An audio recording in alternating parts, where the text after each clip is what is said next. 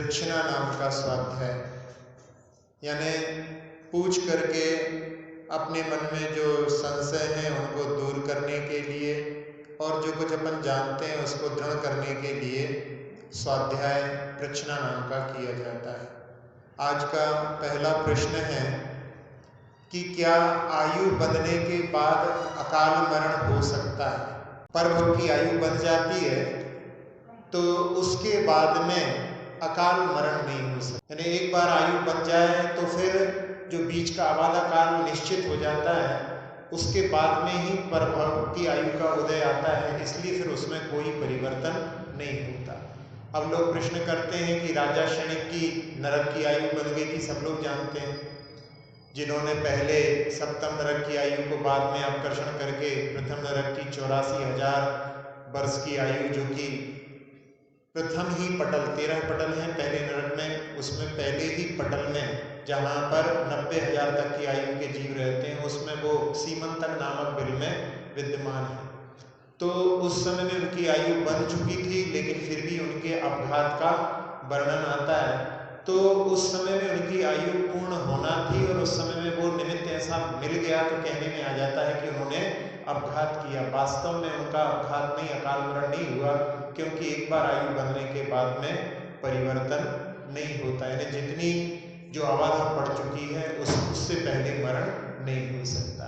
अब एक प्रश्न है कि मनुष्य मर करके मनुष्य ही, त्रियंच जो है मर करके त्रियंच ही, देव देव में ही, नारक नारकी ही, इस प्रकार से ही यदि उत्पन्न हो तो उसमें क्या आपत्ति है? कई लोगों की ऐसी मतों की मान्यताएं रहती हैं। उनके यहाँ पर कहते हैं कि जैसे गेहूं को बोएंगे तो गेहूं ही उत्पन्न होगा। तो इसी प्रकार से इस प्रकार का ये प्रश्न रखा है, लेकिन ऐसा जो है स्वाभाविक नहीं है, क्योंकि संसार में परिभ्रमण चलता है। जीव चारों गतियों में परिभ्रमण करता है। मनुष्य और त्रियंच तो देव और नारकी में या मनुष्य और त्रियंचों में चारों गतियों में जा सकते हैं, लेकिन देव मर करके देव में और नरक में उत्पन्न नहीं होता। नारकी मर करके पुनः नरक में या देव उत्पन्न नहीं होता, बीच में उनको मनुष्य और त्रियंचों में ही आना पड़ता है।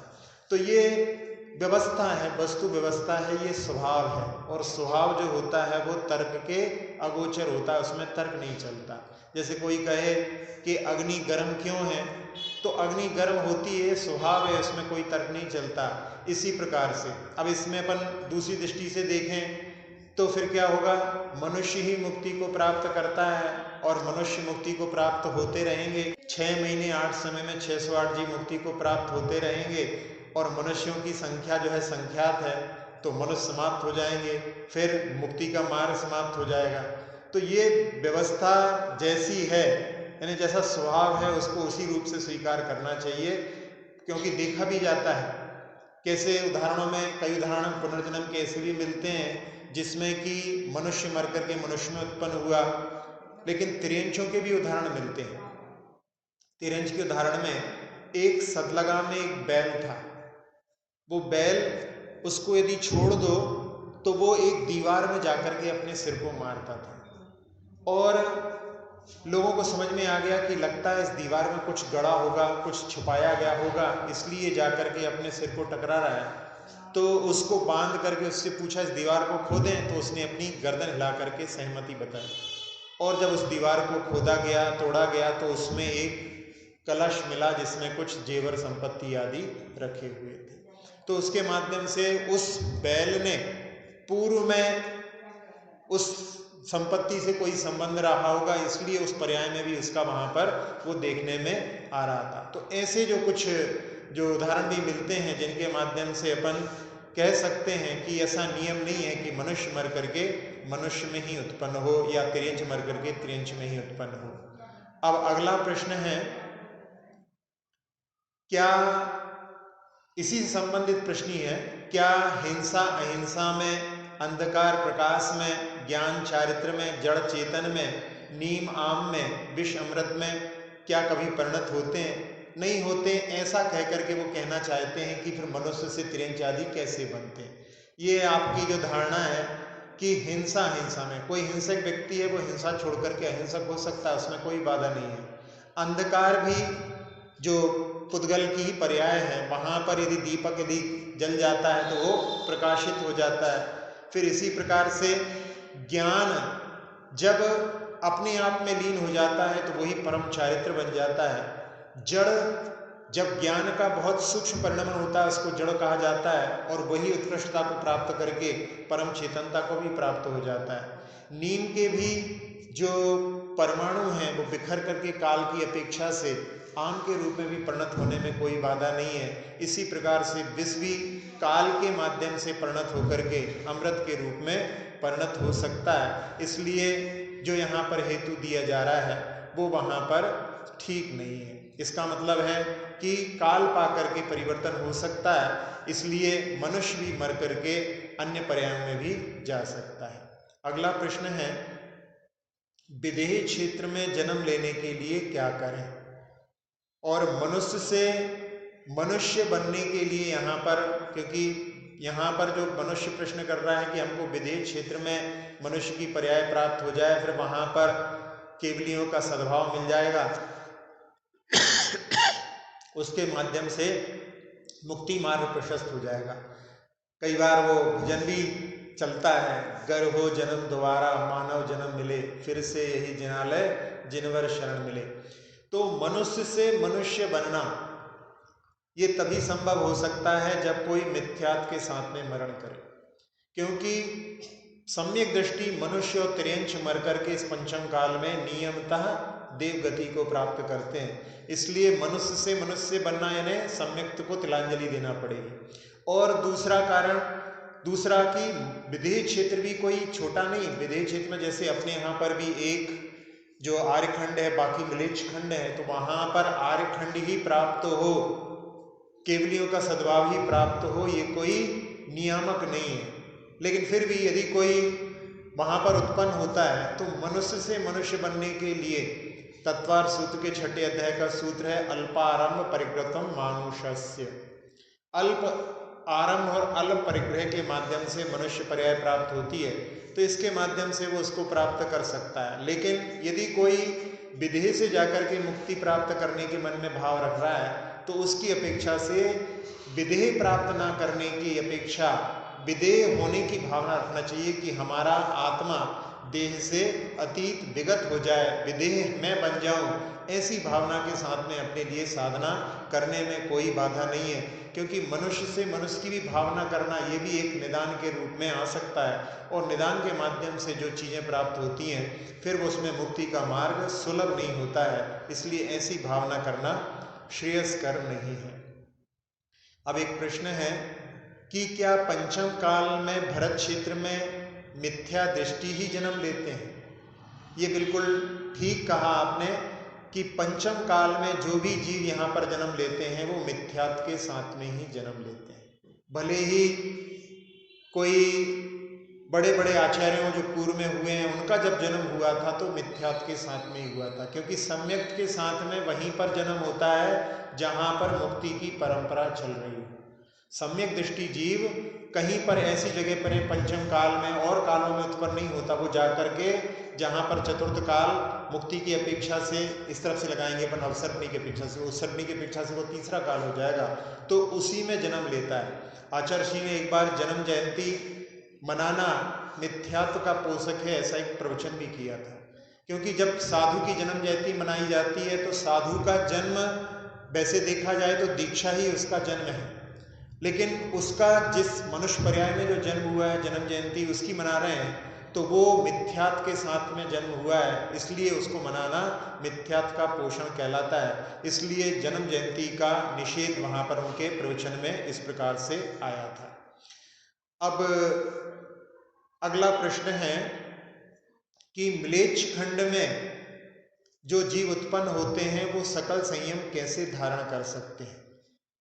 चक्रवर्ती आदि जब जाते हैं 6 खंडों को जीतने के लिए, उस समय में उनके साथ में वहाँ म्लेच्छ खंड के कोई जीव आ जाते हैं और वो संयम को भी धारण कर सकते हैं, और बल्कि यहाँ तक कहा गया है कि उनके संयम धारण करने पर उनकी जो विशुद्धि स्थान होते हैं वो यहाँ के मुनिराजों से भी ज़्यादा हो जाते हैं।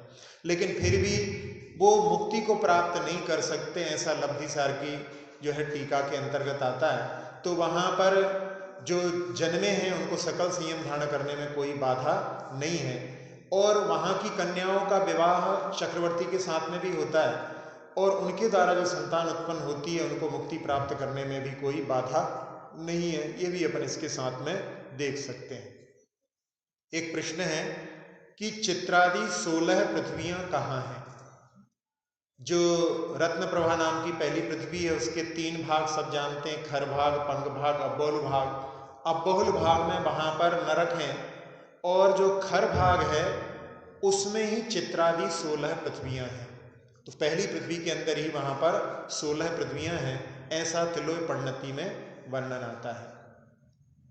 अब एक प्रश्न है कि छन्ना कैसा होना चाहिए और जीवानी बिलछानी कैसे की जाए? ये बड़ा ही जो एक प्रकार से सामायिक प्रश्न है। आजकल लोग छन्ने का प्रयोग करते तो हैं लेकिन उसका सही प्रयोग नहीं होता। तो छन्ना मोटा होना चाहिए जिसमें कि सूर्य का प्रकाश पार ना हो। छन्ना सफ़ेद रंग का ही होना चाहिए और ईस्टमैन कलर के नहीं होना चाहिए। छन्ने में छिद्र नहीं होना चाहिए।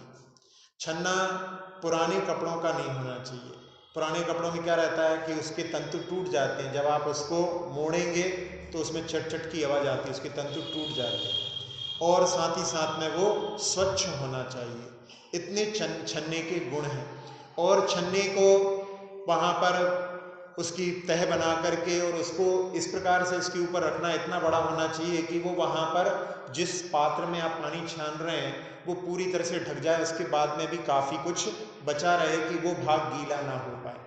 और कुएं से पानी को निकालने के बाद में, छानने के बाद में उसका जो भाग जिससे पानी छाना गया है उसको उल्टा करके उसके ऊपर पानी डाल करके जो बिना छना हुआ पानी उसमें रह गया है उसको वहाँ पर निकाल करके उसको बिलछानी कहा जाता है। और जहाँ से उस पानी को निकाला गया है उसी स्थान पर देखा गया है कि यदि एक जगह की बिलछानी दूसरी जगह की गई, वहाँ पर जीवों का, जिस कुएं के जो जीव थे उनका भी घात संभावित है। इसलिए जिस कुएं से जो है बिलछानी निकाली गई है, जहाँ से निकाली गई है वहाँ पर ही उसको छोड़ना चाहिए, और उसमें कड़ेदार बाल्टी के माध्यम से उस बिलछानी को नीचे तक ले जा करके और उस प्रकार से उसमें फंदे को वहाँ पर फंसा लिया जाता है कि नीचे पहुँचने के बाद में जब वहाँ पर वो नीचे पहुँच जाती है तो उसको झटके देने से उसका वो कड़ा छूट जाता है और वहाँ पर पानी धीरे से गिर जाता है। कई लोगों को देखा कि बहुत ऊपर से कुएं से ही बिलछानी डालते हैं, इतने ऊपर से 10 फीट 20 फीट से यदि पानी को फेंकेंगे तो वहाँ पर कैसे जो है उन जीवों का संरक्षण हो सकता है। इसलिए इसको अच्छी तरह से जो है संपन्न करना चाहिए। अब इसके बाद में प्रश्न है कि दूध भक्ष्य है कि नहीं। दूध के लिए अभक्ष्य कहीं नहीं लिखा। दूध जो होता है गायों के, भैंसों के माध्यम से जो प्राप्त होता है उसमें यदि दूध को पूरा बछड़ों के लिए पिला दिया जाए तो बछड़े वहाँ पर रोगी हो जाते हैं, और यदि गाय के थन से ना निकाला जाए तो गाय के लिए भी परेशानी होती है, और वहाँ पर दूध को देने में गाय को तकलीफ नहीं होती। एक मशीन आदि के माध्यम से यदि दूध निकाला जाता है तो उसमें रक्त के अंश भी आ जाते हैं, तो उस प्रकार से तो निकालना ठीक नहीं है। और जो इंजेक्शन आदि लगा करके भी जो निकाला जाता है गाय भैंस के माध्यम से, वो दूध भी जो है अच्छा नहीं है। लेकिन स्वाभाविक रूप से जो प्राप्त होता है उसको दूध को लेने में कोई बाधा नहीं है। बल्कि एक प्रसंग बर्णी जी के जीवन का कि बर्णी जी एक बार द्रोणगिर में थे और वहाँ पर उनके लिए भोजनशाला के पास में ही एक गाय का प्रबंध किया था।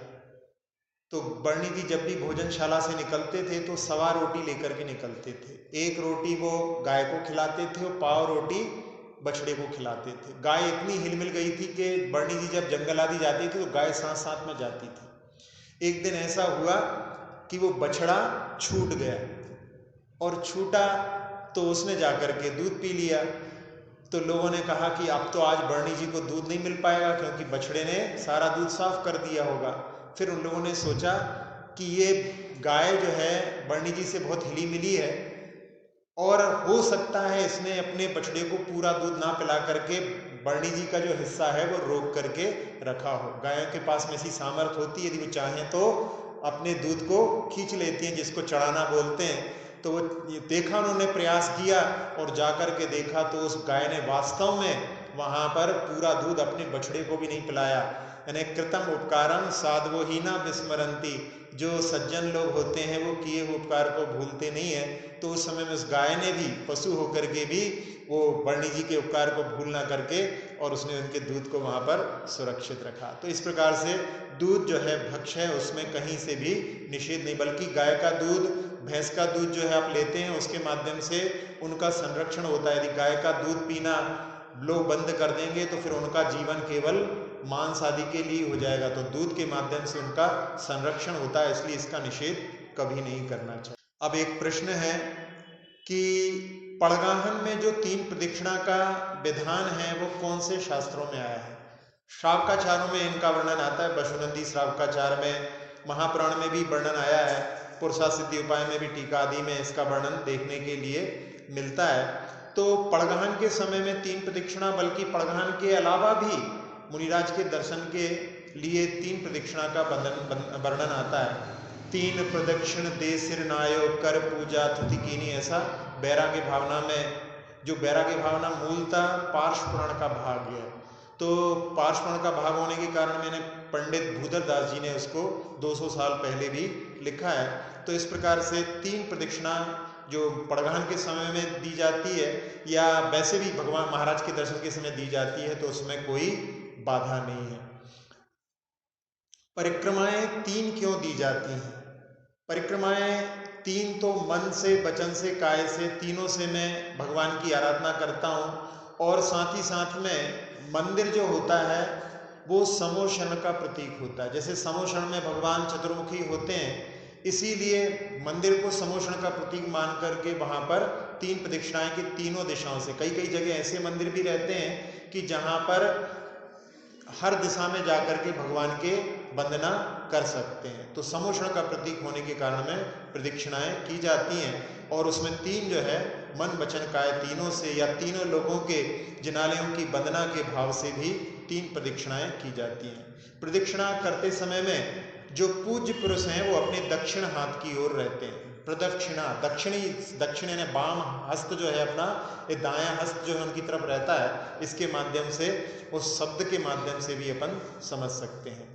अब अगला प्रश्न है कि पूजा पद्धति कब से प्रारंभ हुई?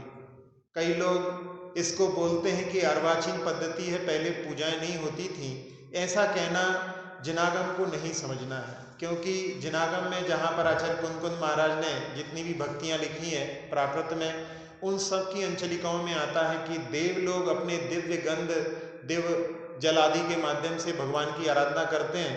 और जो शाश्वत जिनालय है, नंदीश्वर आदि जिनालय हैं, वहाँ पर भी अष्टानिका पर्व में और जो उनके भवनों में, विमानों में जो जिनालय हैं, उनकी वो आराधना नित्य प्रति करते हैं। इसलिए ये पूजा पद्धति कोई अर्वाचीन नहीं है, ये पूजा पद्धति अनादिकालीन है।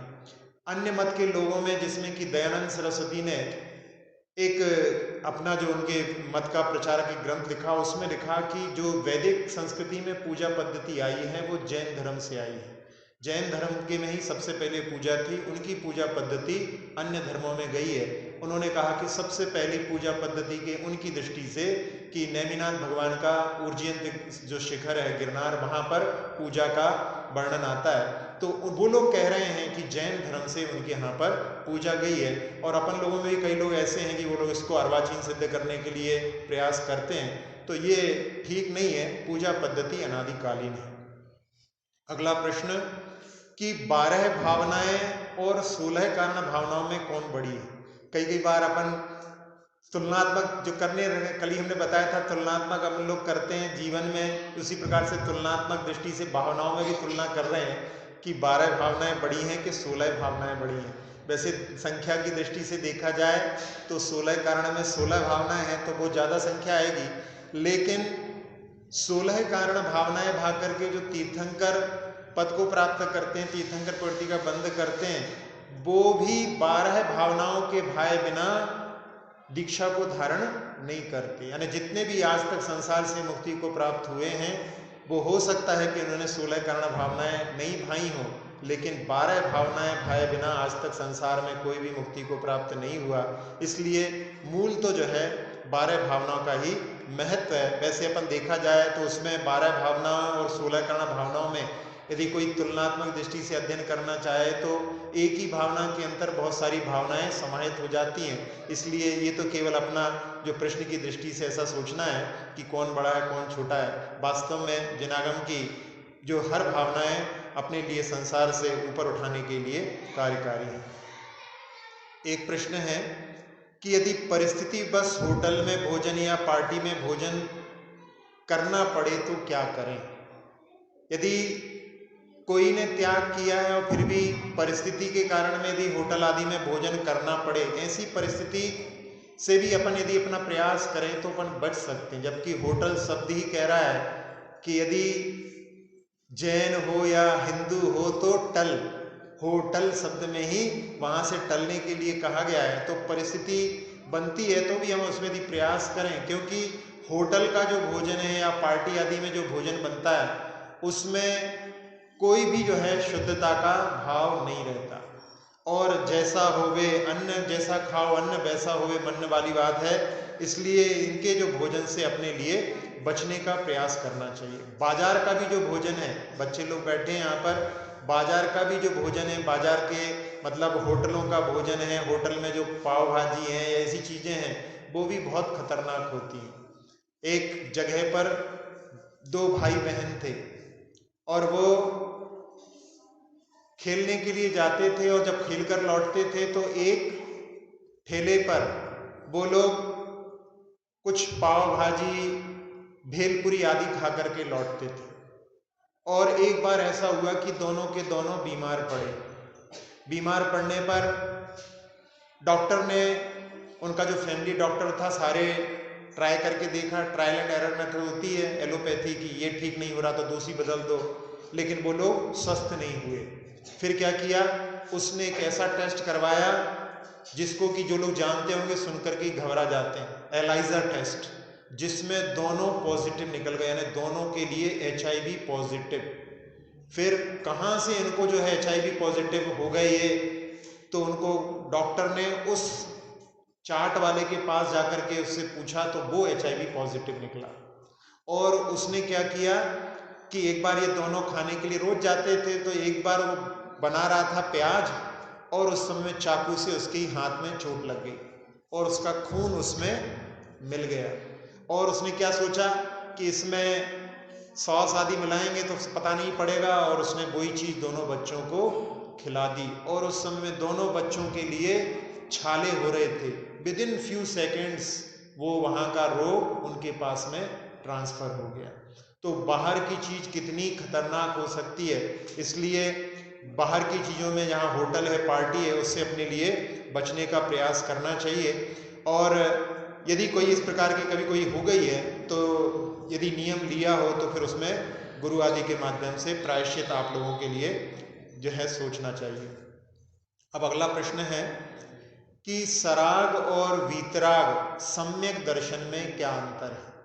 सम्यक दर्शन, सराग जो राग सहित सम्यक दर्शन होता है, नीचे गुणस्थानों में 4, 5, 6 गुणस्थानों में, 7वें गुणस्थान में भी जब तक क्रियात्मक दृष्टि रहती है तब तक वो सराग सम्यक दर्शन कहलाता है। जब मुनिराज अपने ध्यान में लीन हो जाते हैं उस समय में वो वीतराग सम्यक दर्शन कहलाता है। तो इसको समझने के लिए कि राग से जो सम्यक दर्शन होता है उसमें कैसी स्थिति होती है कि जैसे कोई व्यक्ति जानता है कि सिगरेट पीना हेल्थ के लिए अच्छा नहीं है, लेकिन फिर भी वो पीता है, छोड़ नहीं पाता, तो उसमें श्रद्धा में और आचरण में अंतर होता है ना। श्रद्धा में तो है कि ये विषयों को छोड़ना है, लेकिन आचरण में विषयों को नहीं छोड़ पाता। लेकिन वीतराग सम्यक दर्शन में जैसे पोटेशियम साइनाइड के प्रति दृष्टि रहती है, कोई कहे कि तुम्हारे लिए हम 1 करोड़ रुपए देंगे, तुम इसका टेस्ट बता दो, तो वो उसके लिए तैयार नहीं होगा, तो उसको समझ रहा है, उसको छोड़ दिया है। ऐसे ही जो वीतराग सम्यक दर्शन होता है उसमें विषयों को पूर्णतः छोड़ दिया जाता है। तो ये सराग और वीतराग में अंतर अपन इसके माध्यम से समझ सकते हैं। और एक उदाहरण के माध्यम से कि श्री राम जब मुनिराज बन गए हैं और ध्यानस्थ हो चुके हैं, उस समय में उनका वीतराग सम्यक दर्शन है। और जो सीता का जीव है जो प्रतीन्द्र बन चुका है, वो प्रतीन्द्र बनने के बाद में भी वो वहाँ पर पूर्व भव का संबंध की हम कई भवों से हमारा संयोग चला आ रहा था, अब यदि ये ध्यान में लीन रहे तो मुक्ति को प्राप्त कर लेंगे। और उनके ऊपर उपसर करता है कि ये भी मुक्ति को प्राप्त ना करें, जिससे कि आगे भी हम इनका सानिध्य प्राप्त करें। ऐसी भावना से वहाँ पर जो उपसर कर रहा है वो वहाँ पर सराग सम्यक दर्शन की भूमिका है, और जो ध्यान में बैठे हुए हैं वो वीतराग सम्यक दर्शन है। इस प्रकार से अपन इसके अंतर को समझ सकते हैं। जैनागम में द्रव्य क्षेत्र काल भाव का वर्णन कई बार सुनने के लिए मिलता है, इसका क्या प्रयोजन है? द्रव्य क्षेत्र काल भाव ये किसी भी वस्तु या व्यक्ति के परिचय के लिए इनके माध्यम से ही हम समझ सकते हैं। आपके पास में कोई व्यक्ति दान लेने के लिए आया तो आप उससे पूछते हैं भाई अपना नाम बताओ, तो ये हो गया द्रव्य। आप कहाँ रहते हैं, तो ये हो गया क्षेत्र। आपकी उम्र क्या है, तो ये हो गया काल। और आप करते क्या हैं, ये हो गया भाव। तो इस प्रकार से द्रव्य क्षेत्र काल भाव के माध्यम से वस्तु और व्यक्ति के परिचय का कार्य होता है। जब हम द्रव्य की अपेक्षा से देखते हैं तो वहाँ पर जो गुण और पर्याय वाला होता है वो द्रव्य कहलाता है। तो जीव द्रव्य को अपन देखेंगे तो द्रव्य की अपेक्षा से कथन हो जाएगा, और जीवास्ति काय कहेंगे तो वहाँ पर क्षेत्र की अपेक्षा से, यानी जीव कितने प्रदेश को घेरता है, तो वो वहाँ पर असंख्यात प्रदेशों को असंख्यात प्रदेशी होता है। और जीव पदार्थ का यदि अपन कथन करते हैं तो वो वहाँ पर काल की अपेक्षा से कि अनादि अनंत है, इसकी कोई शुरुआत नहीं, इसका कोई अंत नहीं है। और जीव तत्व का जब कथन होता है तब वहाँ पर भाव की अपेक्षा से होता है। तो इस प्रकार से उसका स्वभाव ज्ञान दर्शन है। ऐसी दृष्टि से अपन देखते हैं तो द्रव्य क्षेत्र काल भाव के माध्यम से हम वस्तु के स्वरूप को समझने का प्रयास कर सकते हैं। इसलिए जैनागम में इनका वर्णन कई बार आता है। अब एक प्रश्न है कि क्या केवल ज्ञान सर्वज्ञता संभव है? कई लोगों की ऐसी धारणा होती है कि ऐसा ज्ञान किसी के पास नहीं हो सकता कि जो सब कुछ जान ले। अन्य मत वाले कहते हैं कि व्यक्ति कोई छलांग लगाता है, थोड़ी छलांग लगाता है, कोई बड़ी छलांग लगाए तो बहुत लंबी भी छलांग लगा सकता है, लेकिन ऐसी छलांग लगाने में कोई समर्थ नहीं हो सकता कि पूरे समुद्र को पार कर दे।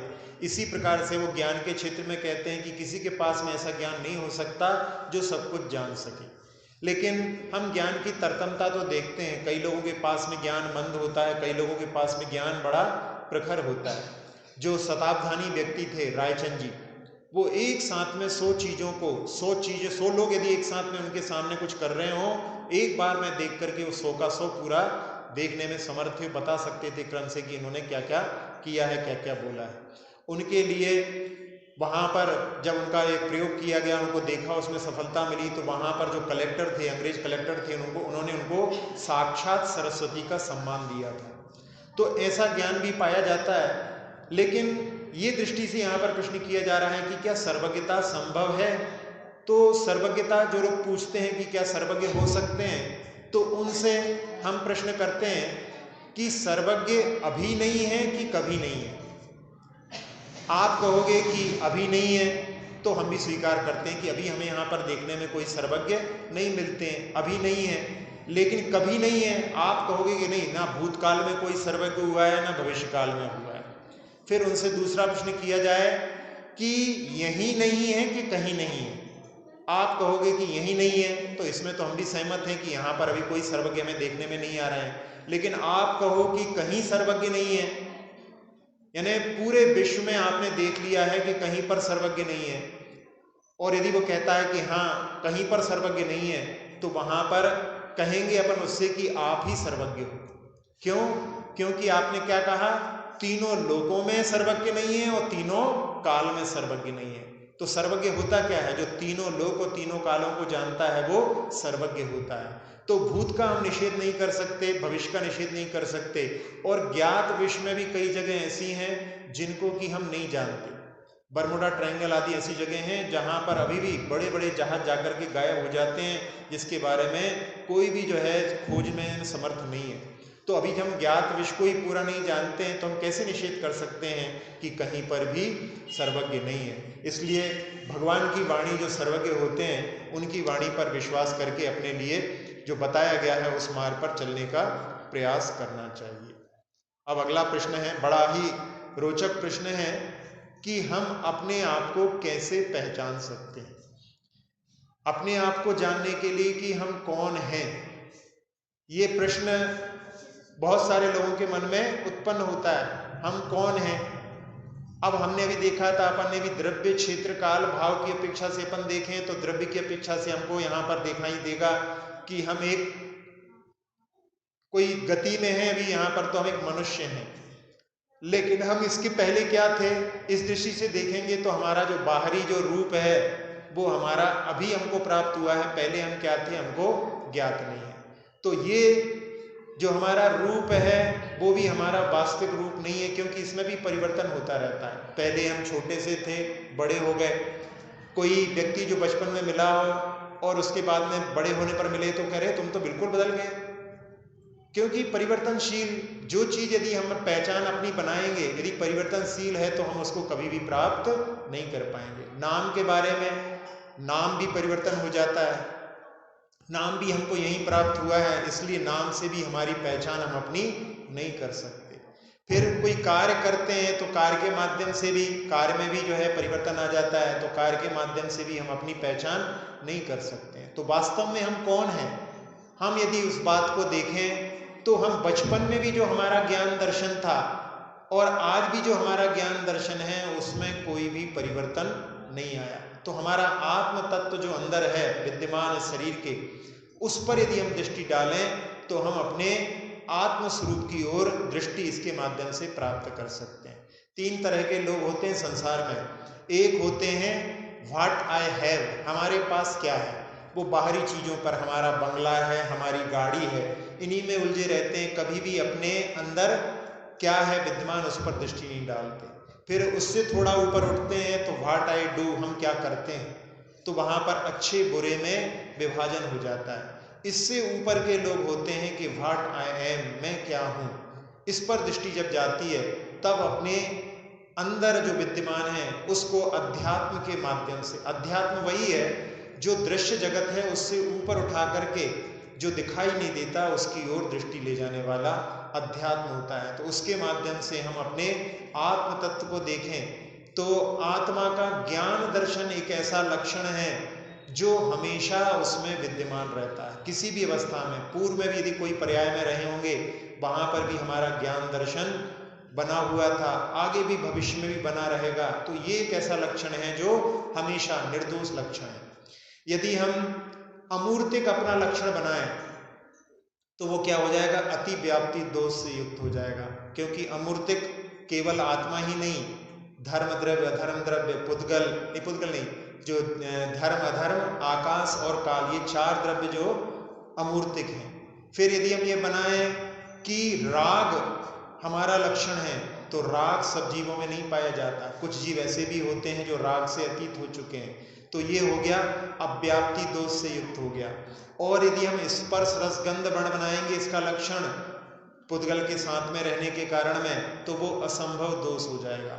इसलिए ज्ञान दर्शन इसका निर्दोष लक्षण है, उसके माध्यम से हम अपने आप को प्राप्त कर सकते हैं। यदि हम ऐसा लक्षण बनाएं जो हमेशा नहीं रहता है तो हम उसको खोज नहीं पाएंगे। एक बार ऐसा हुआ कि एक व्यक्ति एक होटल पर गया, वहां पर उसने कुछ खरीदा, खाया, फिर बाद में एक दुकान पर गया, वहां पर उसने बहुत सारा सामान खरीदा, उसको बड़ा नोट दिया। बड़ा नोट देने के बाद में उसने कहा खुले नहीं है, तो उसने कहा ठीक है मैं कल ले जाऊंगा। और वो लौट करके घर में आ गया। आने के बाद में घर में सोते समय में उसने सोचा कि आज मैं कहाँ कहाँ गया था, तो उसने कहा मैं होटल में गया था, फिर उसके बाद में एक दुकान में सामान खरीदने गया था, वहां पर मैंने पैसे दिए लेकिन बाकी के पैसे अभी वापस लेना है। लेकिन वो कौन सी दुकान थी, सोचता है, याद करता है तो उसको याद नहीं आता। फिर उसको याद आता है कि हाँ उस दुकान के सामने गाय बैठी थी, उस दुकान से मैं सामान लेकर के आया। और दूसरे दिन पहुंच गया उसी बाजार में, अब वो गाय को देख रहा, गाय कहाँ बैठी है, वो गाय एक जगह बैठी हुई थी। उसी दुकान के अंदर पहुंच गया और वहां पर जाकर के कहने लगा, लाओ भाई साहब, कल हमने आपसे सामान खरीदा था, पैसे, बाकी के पैसे वापस करो। तो उसने पूछा, क्या सामान खरीदा था? तो कहने लगे, किराने का सामान। तो कहने लगे, देख रहे हो गाय की दुकान है? तो उसने दुकान पर नजर डाली, कहता, अरे तुम कितने ठग आदमी हो, तुम्हें हमें पैसे नहीं लौटाना पड़े, इसलिए एक दिन में तुमने धंधा ही बदल दिया। अब हमने अपनी पहचान यदि ऐसा लक्षण बनाया है जो वहां पर स्थायी नहीं है, तो हम उस चीज को कैसे प्राप्त कर सकते हैं? इसी प्रकार से जैसे कई लोगों ने शिखर जी में आनंद कूट के दर्शन किए होंगे, सभी ने किए होंगे, और आनंद कूट इसलिए प्रसिद्ध है कि वहां पर बंदर प्रायः मिलते हैं। अब अपन ऐसा लक्षण बना लो कि जिस कूट पर बंदर हो वो अभिनंदननाथ भगवान का चिन्ह है, बानर, वो ही जो है उनका ही कूट है। अब कभी ऐसा हो जाए कि उस कूट पर बंदर ना हो, तो क्या वो उनका कूट नहीं रहेगा? नहीं, ये पहचान बनाना जो कि उसका निर्दोष लक्षण नहीं है, तब तक अपन उसको प्राप्त नहीं कर सकते। तो अपने आत्मा का लक्षण जो ज्ञान दर्शन है, उसके माध्यम से हम अपनी पहचान कर सकते हैं, उसकी ओर हमें दृष्टि डालने का प्रयास करना चाहिए। संसार में जन्म मरण का चक्र कैसे चलता है? संसार में बार बार जन्म, बार बार मरण होता है। उसके लिए पंचास्तिकाय में आचार्य कुंद कुंद महाराज ने 2-3 गाथाओं के माध्यम से वर्णन किया है कि संसार में जीव परिणाम करता है, उन राग देश के परिणामों से उसको गति से गति प्राप्त हो जाती है, और जब गति प्राप्त होती है तो देह प्राप्त हो जाती है, देह प्राप्त होती है तो इंद्रियां मिल जाती हैं, और इंद्रियों के माध्यम से विषयों का ग्रहण करता है, और विषयों के ग्रहण में राग देश करता है, उससे फिर उसके लिए गति से गति प्राप्त हो जाती है। बस ऐसा चक्र चलता रहता है। इसी प्रकार का भाव आचार्य पूज्यपाद महाराज ने इष्टोपदेश में भी लिखा है कि रागत द्वेषत द्वि दीर्घा नेत्राकर्षण कर्मणा अज्ञानात् सुचिरम जीव संसाराब्दौ भ्रमत्य सब। राग देश रूपी 2 रस्सियों के माध्यम से ये जीव मथानी के समान इस संसार में परिभ्रमण कर रहा है। तो राग देश की जो परिणति है, उससे ऊपर उठ करके हम इस संसार के चक्र को, और उस राग देश से ऊपर उठने के लिए ही जो प्रक्रिया होती है मोक्ष मार्ग की, वो राग देश से ऊपर उठने के लिए ही होती है। अगला प्रश्न है, कर्म भी कुछ होते हैं क्या? बहुत सारे लोगों की ऐसी धारणा रहती है कि कर्म यानी कुछ कार्य करते रहना चाहिए। ऐसा नहीं, कर्म भी होते हैं, और जैन दर्शन में जितना सटीक कर्म जो है, कर्म का वर्णन है, कर्म फिलॉसफी का वर्णन है, वैसा संसार में कहीं नहीं है। एक आर्यनंदी जी महाराज, जिनके पास में एक जर्मन का व्यक्ति आता था, और उसने उनके माध्यम से कर्म फिलॉसफी समझी, तो उसने कर्म द मैकेनिज्म, हरमन पुन नाम है उस व्यक्ति का, उसने तत्वार सूत्र के इंग्लिश में ट्रांसलेट किया, जर्मन में ट्रांसलेट किया उसको। तो ऐसे कर्म फिलॉसफी को, संसार में जितनी भी विभिन्नताएं दिखाई देती हैं, वो सब कर्म के द्वारा ही है।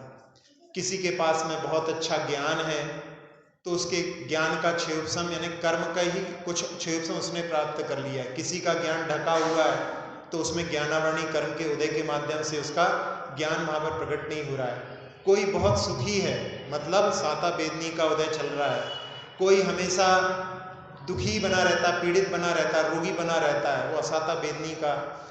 कोई लंबा है, कोई छोटा है, कोई गोरा है, कोई काला है, जितने भी नैन नक्श के भेद हैं, वो सब नाम कर्म के द्वारा है। तो इस प्रकार से संसार में जितनी भी विचित्रताएं हैं, वो सब कर्म के माध्यम से होती हैं। और उच्च कुल नीच कुल में उत्पन्न होना, ये गोत्र कर्म के माध्यम से। तो कर्म तो नहीं दिखाई देते, लेकिन कर्म के फल दिखाई देते हैं, इसलिए कर्म भी होते हैं, इस पर हमें विश्वास करना चाहिए। अब एक प्रश्न ऐसा है कि जिसमें ऐसी कौन सी जगह है जहां से जीव आते ही आते हैं, जहां से जीव हमेशा निकलते रहते हैं? वो है निगोद, मूल स्थान। मूल स्थान, अपन सब लोगों का मूल स्थान कहां से है? निगोद से निकल करके आए हैं सभी जीव। तो निगोद एक ऐसी जगह है जहां से जीव हमेशा निकल करके ही आते हैं। फिर जहां जीव जाते ही जाते हैं, तो वो सिद्धालय मोक्ष है। वहां पर जाने के बाद में फिर कोई संसार में पुनः जन्म नहीं लेता, फिर वहाँ पर उनका अवतार नहीं होता। फिर ऐसी कौन सी जगह है जहाँ जीव जाते ही नहीं है? तो अलोकाकाश ऐसी जगह है जहाँ पर कोई जीव नहीं जाता, क्योंकि वहाँ पर धर्मास्तिकाय का अभाव होने के कारण में उनका गमन नहीं होता। और जहाँ जाते भी हैं और जहाँ से आते भी हैं तो वो इतर निगोद है, वहाँ पर पहुँच करके पुनः जो है संसार में संसार तो है ही वैसे, लेकिन फिर भी उसमें व्यवहार राशि में आ जाते हैं। 4 द्रव्य अरूपी हैं, जिसमें कि जीव और पुद्गल को छोड़ करके बाकी सब अरूपी हैं। उनका कार्य अनुभव में नहीं आता। वास्तव में देखा जाए तो ऐसा अपने को लगता है कि उनका कार्य अनुभव में नहीं आ रहा है, लेकिन हमको जो चलने में सहायक हो रहा है वो धर्म द्रव्य है, और हमको जो ठहरने में सहायक होता है वो अधर्म द्रव्य है। जिसने हमको अवगाह दिया है, जिसने हमको स्पेस दिया है, रुकने की जगह दी है, वो आकाश द्रव्य है। और जो प्रति समय परिवर्तनशीलता हो रही है वो काल के माध्यम से हो रही है। यदि अपन उस पर सूक्ष्म दृष्टि से विचार करें तो ये चारों द्रव्यों का कार्य भी हमारे लिए दृष्टिगोचर हो सकता है। अब एक प्रश्न है कि संवर निर्जरा के लिए क्या करना होगा? संवर और निर्जरा 7 तत्वों में ये 2 तत्व जिसके माध्यम से व्यक्ति संसार से मुक्ति प्राप्त करने के लिए प्रयास कर सकता है। तत्वार सूत्र के 10वें अध्याय में एक आता है, बंध हेतु भाव निर्जराभ्याम कृष्ण कर्म विप्रमोक्षो मोक्षा।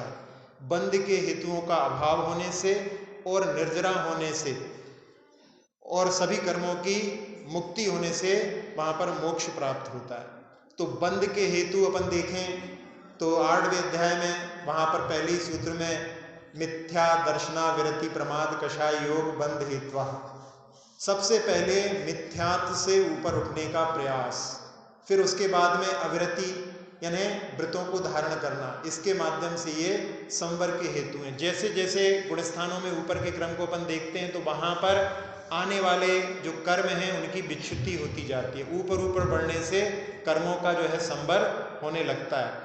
और निर्जरा के लिए वहाँ पर व्रत समिति गुप्ती धर्म अनुप्रेक्षा आदि के माध्यम से तप के माध्यम से निर्जरा होती है।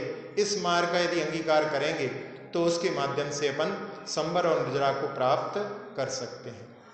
अब एक प्रश्न है, क्या अवृत्ति की भी निर्जरा होती है?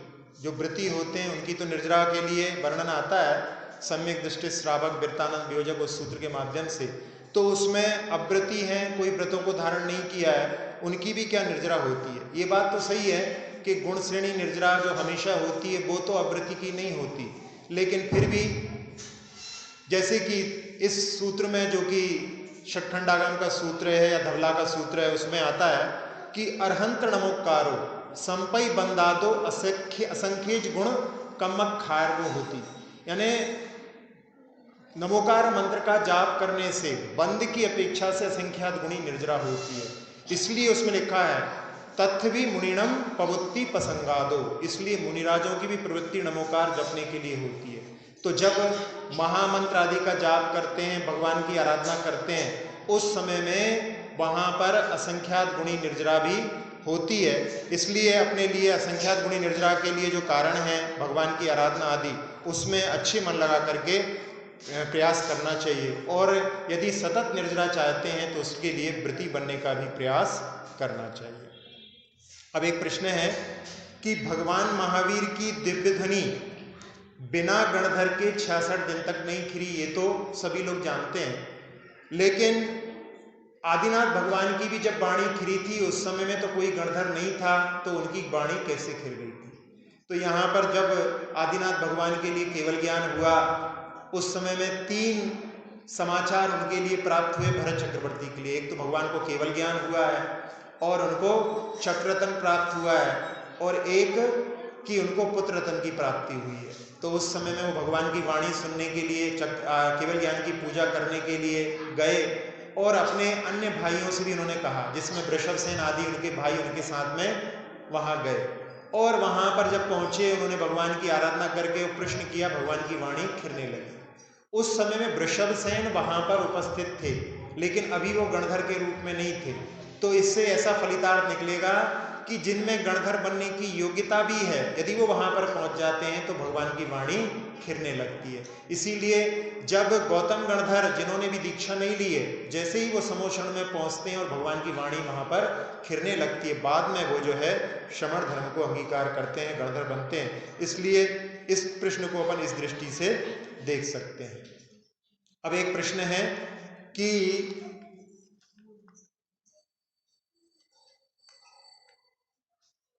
धातकी खंड में द्रौपदी का अपहरण हुआ था। द्रौपदी जो थी उसका अपहरण धातकी खंड के एक राजकुमार ने, पद्मनाभ नाम के राजकुमार ने अपहरण किया था। तो ये एक शांतिनाथ भगवान की पूजा में ये वर्णन आता है। उसमें क्या घटित हुआ था, तो इस जो घटना को अपन ध्यान के माध्यम से देखने का प्रयास करेंगे। सभी लोग ध्यान की मुद्रा में बैठने का प्रयास करें और एक बार उनके नाद के माध्यम से अपने मन को ध्यान में एकाग्र करेंगे।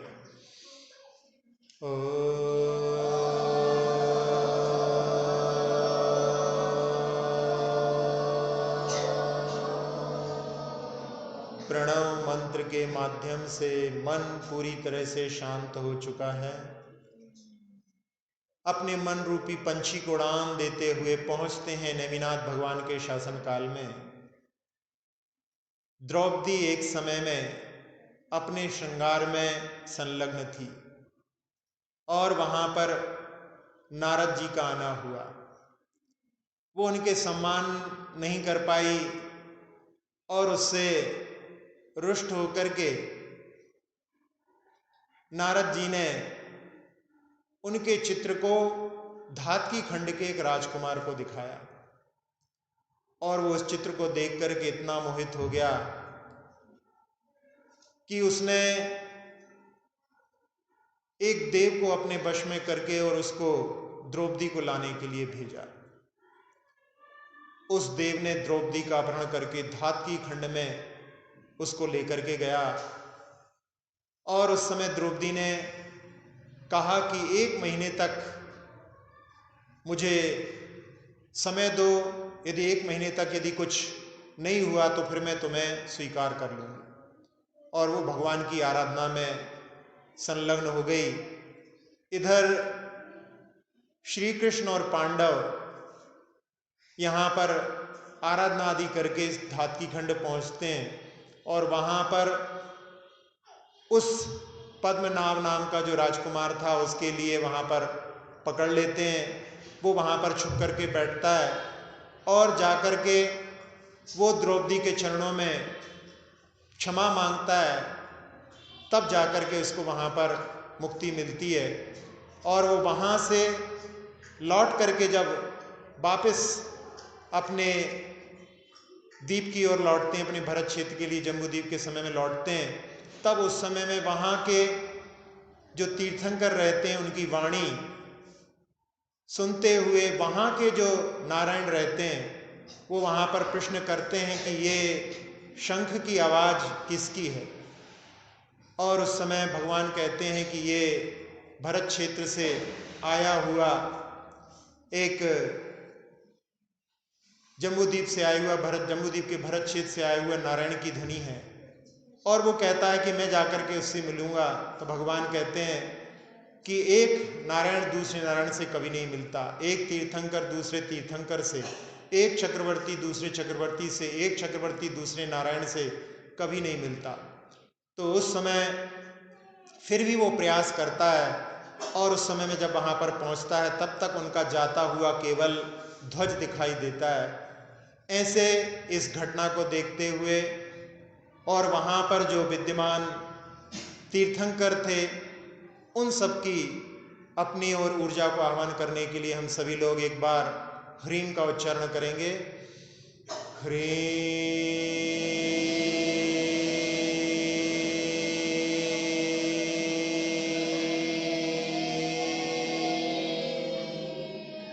ह्रीम के माध्यम से तीर्थंकरों की ऊर्जा को अपन ने अपनी ओर आह्वान किया। वो ऊर्जा बरस रही है और उस ऊर्जा ने मस्तिष्क को, नेत्रों को, नासिका को, मुख को, कर्ण को, कंठ को, फेफड़ों को, हृदय को, छोटी आंत, बड़ी आंत, किडनी, लीवर आदि सभी अंतरंग अवयवों को, मेरुदंड, पीठ, कमर, कंधे, हाथ, जंघाएं, घुटने, पिंडलियां, टखने, एड़ियां, तलवे, अंगूठे सहित सभी उंगलियों को अपने आगोश में लेकर के पूरे शरीर को, पूरे शरीर की त्वचा को, एक एक प्रदेश को निर्विकार, निरामय, निरोगी बना दिया है। जैसा लाभ इस ऊर्जा का हमने प्राप्त किया, सारे संसार को प्राप्त ऐसी भावना से इस ऊर्जा को अपने दोनों हाथों से पूरे लोक में फैलते हुए देखेंगे और भावना, सुखी रहें सब जीव जगत के, कोई कभी ना घबरावे। सुखी रहें सब जीव जगत के, कोई कभी ना घबरावे। सुखी रहें सब जीव जगत के, कोई कभी ना घबरावे। पूरे लोक में शांति का वातावरण। नेमिनाथ भगवान को निहारते हुए यहीं विराम। अक्षर पद मात्रा से दूषित वचन अगर मम हीन रहे, और प्रमाद कषाय के वश में सम्यक अर्थ विलीन किए।